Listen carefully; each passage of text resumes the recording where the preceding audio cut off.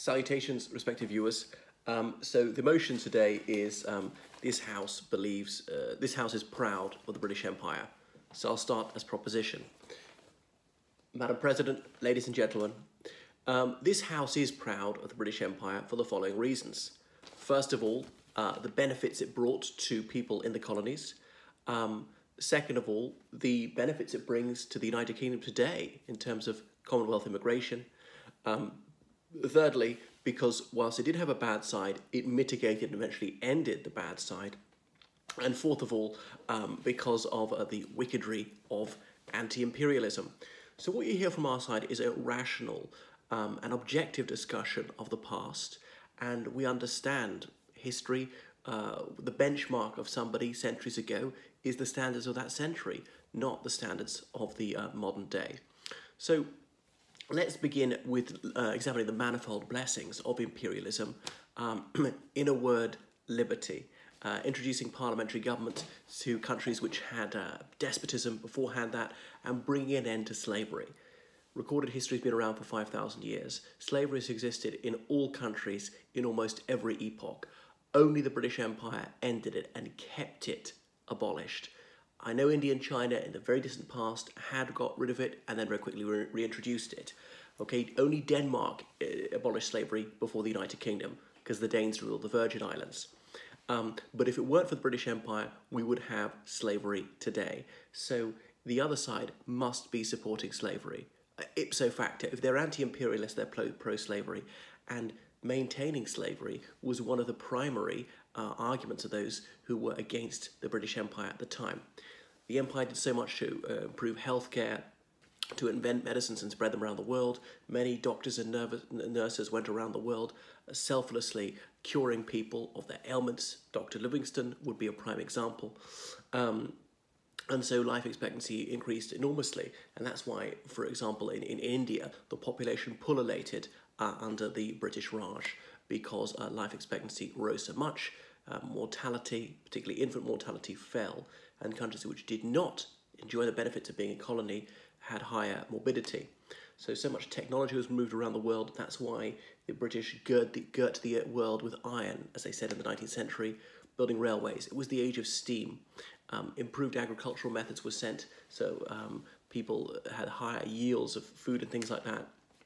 So common law was spread abroad, and the highest compliment is flattery. And many of these post-colonial countries have maintained common law. So the empire must have been just if the system of justice was being kept the same ever since. Despite the wish to have a tabula rasa and throw out common law, almost every former colony has kept the bulk of common law there.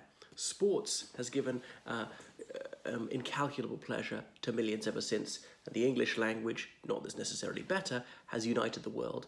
So one of the core anti-imperialist fallacies was divide and rule, a tag that goes back to the ancient Greeks. No British official ever said that. The empire was about unite and rule, uniting through the transport system, the language, communications such as the telegraph and so on. So you can see how colonies developed much more rapidly than any others. You look at some of the African countries, many of them were in the Iron Age in the 1890s. By the 1960s, they were in the Jet Age. No other part of the world has ever advanced so rapidly in a single lifetime, in a mere 70 years, and it is because of imperialism. Now, we acknowledge the bad side, the satanic cruelty of the transatlantic slave trade. The British didn't invent slavery, but they did invent the abolition of slavery. There was slavery in Africa anyway, and that only ended because of Britishers. No other society has ever asked to apologise for this. You don't hear the Islamic world being asked to apologise for raiding Europe for slavery, and they shouldn't apologise for it either. Famines, yes, occurred under the British Empire. Famines had always occurred. They only ended because of the British Empire right at the end. So there was famine relief.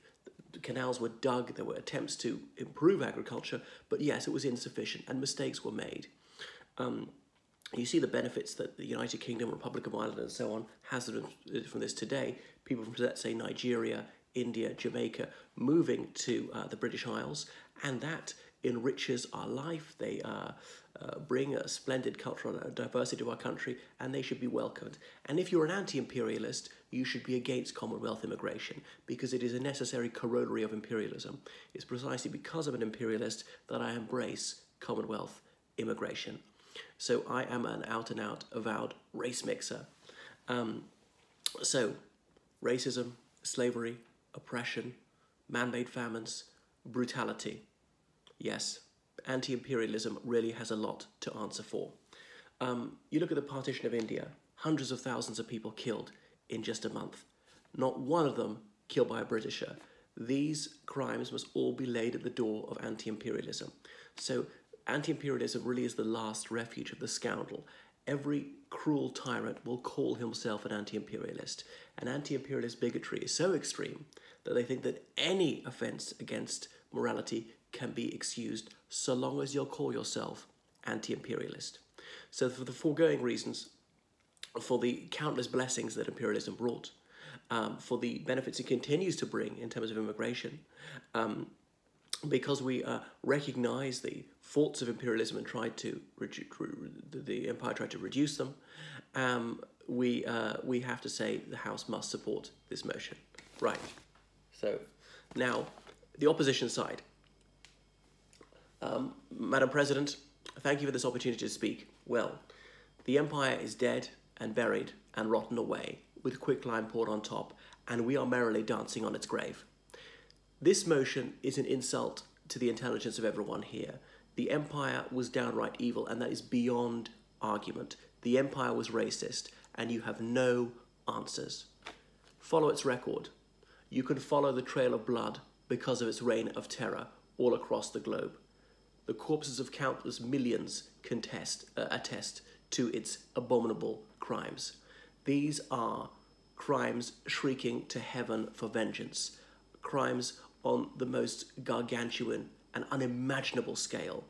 Every crime in the statute book committed by imperialism.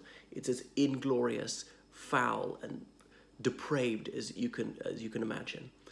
Rapine and plunder everywhere. Constant pillaging. There was a massive redistribution of wealth from the poorest to the richest. Buckingham Palace is built almost literally on the bones of exploited millions. The empire was outright evil. It was all about oppression, illegal occupation, slavery. Racism was at its very core. It was anti-democratic. India had the panchayat system millennia ago, village-level democracy. Is there no end to the avarice and sadism of these shameless imperialists who even today will defend an utterly discredited and morally bankrupt system? As Margaret Thatcher would say, when people are free to choose, they choose freedom. Is it beyond your ken to realise that nobody likes to be under military occupation? Would you like to be under military occupation? As for Britishers here, would you like India to repay the compliment and occupy you, to demean your culture, to constantly belittle you, to be racist towards you, to expropriate everything from you, and have all the higher status jobs given solely to Indians whose language you're forced to learn whilst having your faith insulted? So when these colonies were asked in the 50s and 60s if they wanted independence, every single one of them said yes, pretty quick. And we look at all the post-colonial conflicts in Israel and Palestine, between Pakistan and India, what's going on in Iraq and so on. There are so many global problems which can be traced directly back to imperialism. So imperialism massively messed up the world.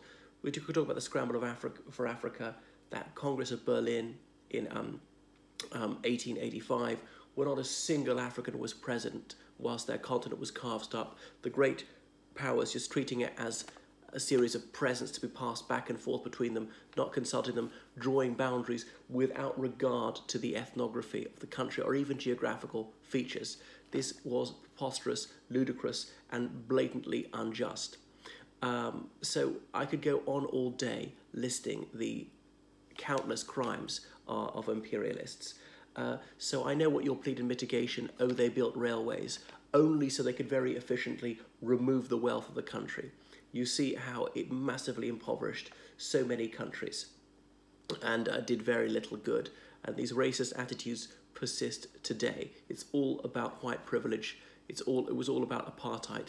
These discriminatory laws existed under imperialism.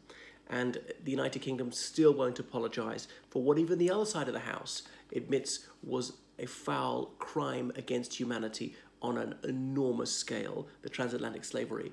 The UK hasn't paid one brass farthing in compensation for these monstrous crimes.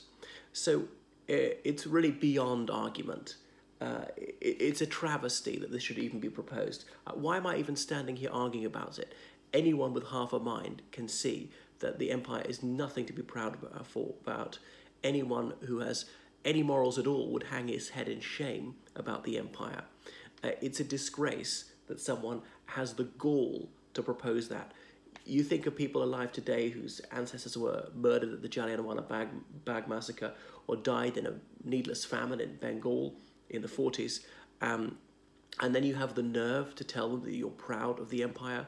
This is an utterly shameful and nauseating motion, and reparations must be paid. And that is why I know the House will vote down this disgusting motion.